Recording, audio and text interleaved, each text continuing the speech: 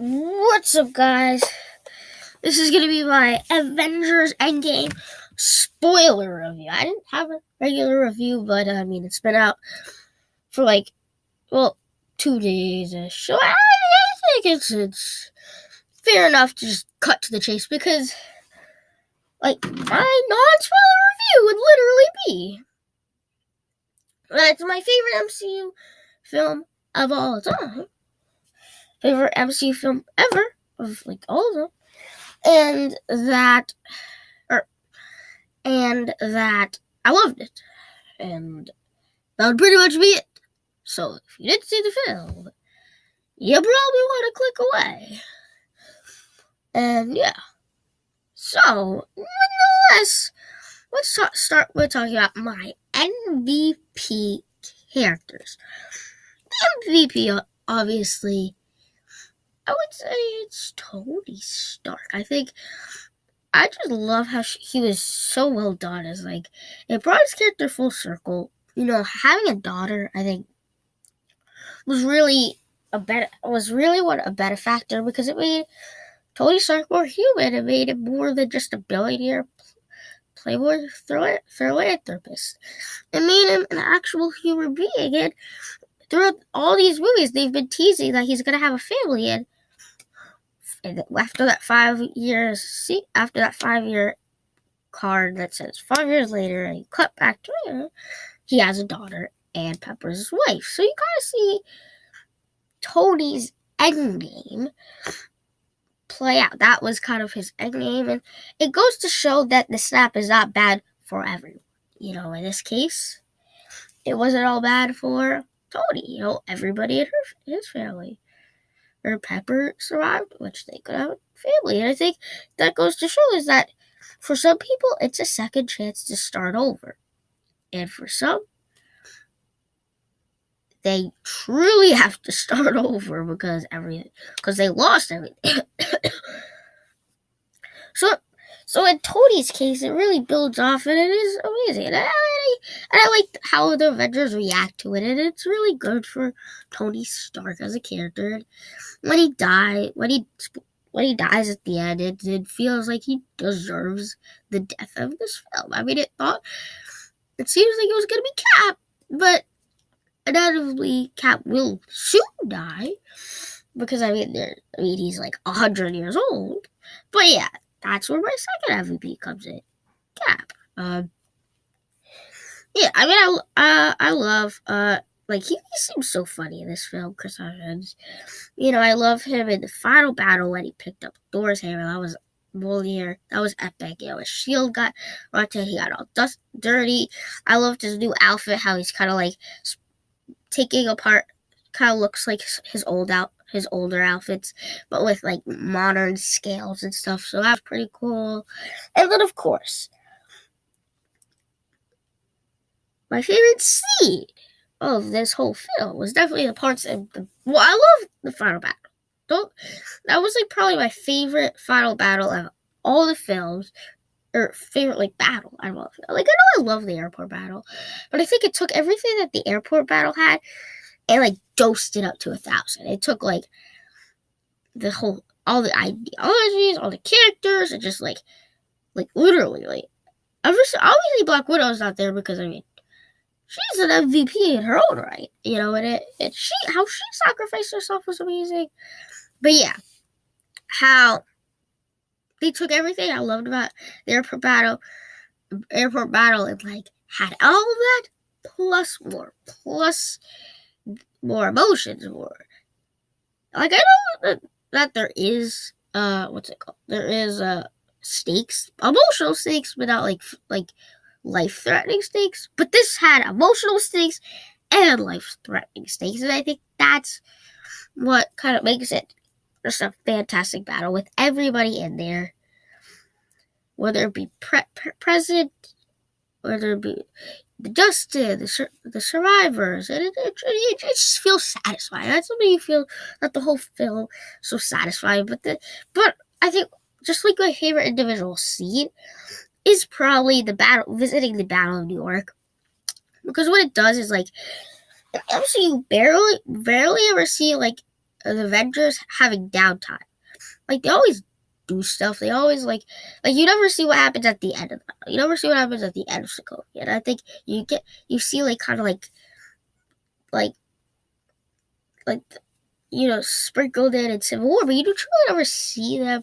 Like, I love how, like, it kind of started at the end of the Battle of New York. And I love that they revisited that iconic shot with them standing around in a circle.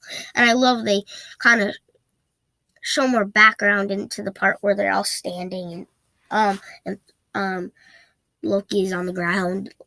And I love how they had to take the out, and it's just so much humor that you don't realize that the Avengers have. And because, like, I love at the end of the battle when even when Iron Man falls and then he's like, recommend shawarma, and that happens. And I think I love seeing what the Avengers do after the Battle of Sokovia, or after the Battle of New York, in addition to seeing Cap and Tony and Ant-Man and especially Professor Hulk's.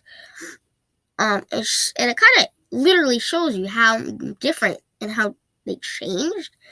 And I think I loved the battle with Cap versus Cap because I thought that was very entertaining. I thought that was, like, excellently well done, where it's a sprinkle of humor in it, and it kind of shows, again,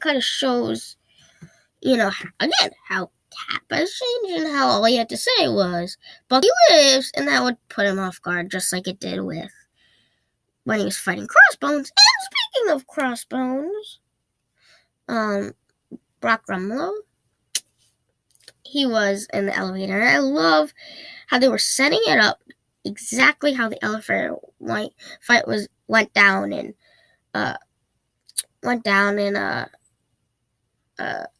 Winter Soldier. Nice nod to that, and they have a nod to literally every movie they visited. And in this case, Winter Soldier and an era we didn't see in the 70s. But yeah, I thought it was really fantastic. I really did enjoy it. Especially just, like, seeing, and then he said, all he has to say is Hail Hydra is number one. It shows that Cap has grown in the sense that he could use his strategic strategies instead of just going at it that we have to fight everybody. Because, again, I love how they do clever things where they're able to, one, not really change continuity, but yet have Cap come in contact with other characters in the MCU. So I really thought that was cleverly done because, quite frankly, it just simply is. So yeah, I love that. And then, of course, Ant-Man and that. And then the 70s. I love the 70s. I love, because that's not really an era we never seen. And it actually had emotion, because you got, Hank Pym, and then you got Howard Stark. And I love, Tony talking to Howard because, like, they never really had that big of a relationship in the film, and it's kind of showing what Howard Stark was nervous before this all went down. So I did it like that. But then I also liked. Then I would say I liked. And then Peggy. That was emotional for Cap and Tony in this one punch, but he knew he couldn't talk to her, and that's so hard on him. And hell yeah, it's pretty sad. But then, of course, when they go to, the, damn it,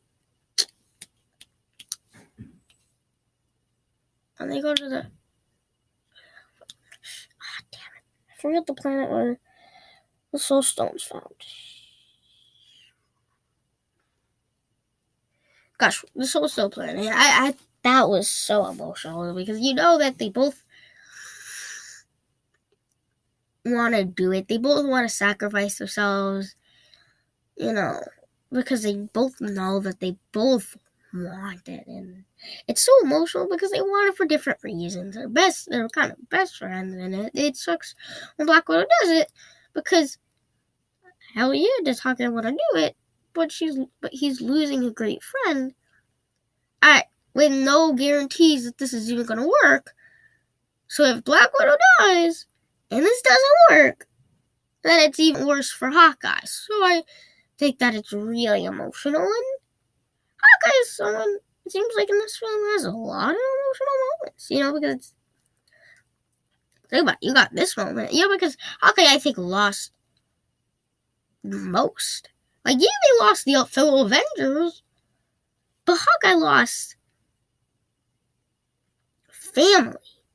Nobody, like, I guess the Avengers are technically kind of like family, but, like, kids, a wife, innocent people. At least you know that the Avengers fought for something good. Hawkeye's family got dusted for no reason. Or for it, just because of the cost of dusting half the people. So, yeah, when they start the movie, when Hawkeye's family dusted, that's hella emotional. When Black Widow sacrifices herself, that's even more emotion put on Hawkeye. When Laura eventually does call, that's also emotional for him, because it's like, it means so much to him that his family's back, and so that's what I think it works, and it packs, in this movie, packs an emotional punch and a satisfying punch, something that not all movies have. Like in Infinity War, for example, it packed a huge emotional punch, but did that feel like it was super satisfying? No, because there's still parts missed. But this part, even though it was technically like a part 2, it stood alone just as itself. And I think that's something that Infinity War I felt like couldn't really do, just stand by itself, be an individual film. Or maybe that's just me not accepting the fact that half the Avengers got dusted. Yeah, it's probably me. But yeah. But again, I love that. How Iron Man dies was so clever. Number one, not 1,000%. It's so amazing that one of Tony Stark's last words, his last words in Iron Man, the movie that started it all, was well, not really his last words, but like kind of his last true words. Because like he did say like Pepper at the end, but like mumbled it. But it's just a true, confident voice. Tony Stark. Last words to start, to kick the MCU off. And Tony Stark's last words to put a bookend to it all were, I am Iron Man. Because number one, the way he died without even saying Iron Man was so clever. As he does it, you see half of his face burnt, and you could just tell that he's gone. And how, because like at first I didn't think he was going to do it because he was setting up having a kid. Well, he had the kid, and so now it's kind of like he basically lived his life to the fullest, other than raising his kid. But he kind of knew that for his Morgan's going to have a better life if none of this went down, as opposed to all of this went down. So snaps his fingers, and inevitably he dies. And then I love when Thanos does, because he realizes, he sees around how everybody does it, and he just sits and he realizes he knows what's gonna happen. He's not scared. The only thing he's scared about is he's not really scared. He's disappointed. And that's what makes him Thanos such a great villain. Is he's not someone who's like angry, scared to die. No. He's disappointed that he failed. And to that, Thanos, because remember, Thanos died super early in the film. Like, he kind of thought that could be what happened, because the time travel, if we go back in time, Thanos still lives, and that's kind of what I thought. And when they did that, when Thor killed Thanos, I immediately, especially when he cut off his head. When he cut off his head, I was immediately like, yeah, I think I know. Because, like, you don't take off Thanos' hand. And I love that there cleverly was not there's Infinity Stones, but yet you could go in the past, do that, and it truly goes that Thanos did not do it for power. Because if he wanted power, believe me, I would have kept the Infinity Stones. But no, he didn't want power. He wanted to, he was scared of overpopulation and just conserve natural resources. Both things that are justified, or both those reasons for doing it are pretty justified, but doing it is not really justified. So it's kind of crazy. Is like he truly is a maniacal villain, but not really. Like he's a great villain. He's the big bad of the MCU. But his reasons are justified, and that's something that you could make a big bad, because usually big bads of like a franchise are only good because they're super strong and could kick butt. But no, that's not the reason what makes Thanos such a great villain. Yes, has all those reasons what I literally just said, plus all this stuff. It's not relevant. And if you want to talk about Black Widow, it's crazy that she's only in like the first hour and 15 minutes, saving but she gets such emotion, like especially when she cries when she figures out that Hawkeye's still there.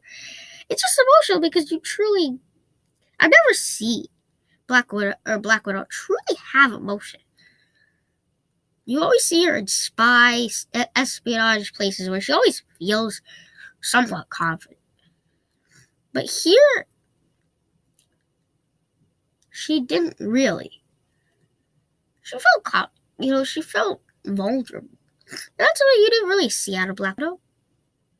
You didn't really see vulnerability. I think that's the truth. But when I think about all 6 of these characters, all 6 of the original Avengers, because it's kind of what the movie's really about, is how they've grown, is that everybody's changed as a character from where they started to where they end. Tony Stark, billionaire philanthropist, using Iron Man to try to save the world, as another weapon. Then he grows, has a family, and then sacrifices them. Something that probably the Tony Stark wouldn't do. Cap, a soldier on a tie, lost his ways.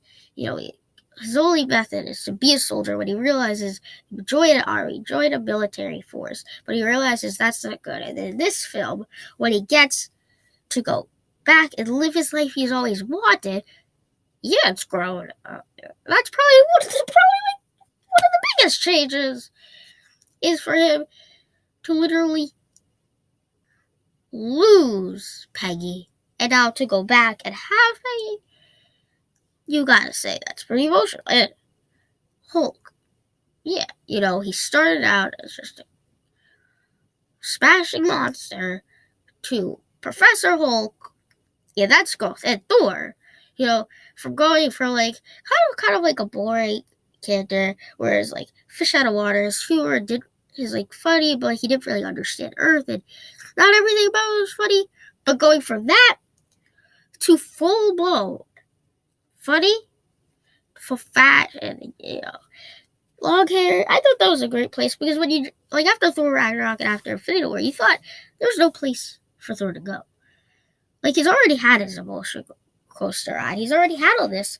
But to go to Fat Thor and go to like old Thor, has nothing to fight for, I think that's a good decision, because Thor's always been funny. And how I see this like this, Thor like this. And hell yeah, teasing up for Guardians of the Galaxy 3. It's like, there was no post-credit scene. And there was a little voice at the end, but I couldn't make out anything. But, like, this was kind of like the post-credit scene in a way. Because, like, this was only one scene with, the Guardians of the Galaxy plus Thor. And it was an amazing scene. So can you imagine a whole movie like this? Oh, yeah, we're getting that. We're probably getting that. And I think super excited for James Gunn to be back. And, yeah, I kind of got off topic a little bit. But yeah, New Asgard, amazing. Captain Marvel, I love how she swoops it at the end. And then I love, how all the dusted Avengers who came back just took a stand, and I just love all their scenes. And I've been talking for a while, and I think I should make a separate video about, my favorite characters and some of my favorite parts, some of the emotional parts. So I think, and teasing, I'm going to make a whole new video about, teasing what's forward for the MCU. So that's what I'm going to do.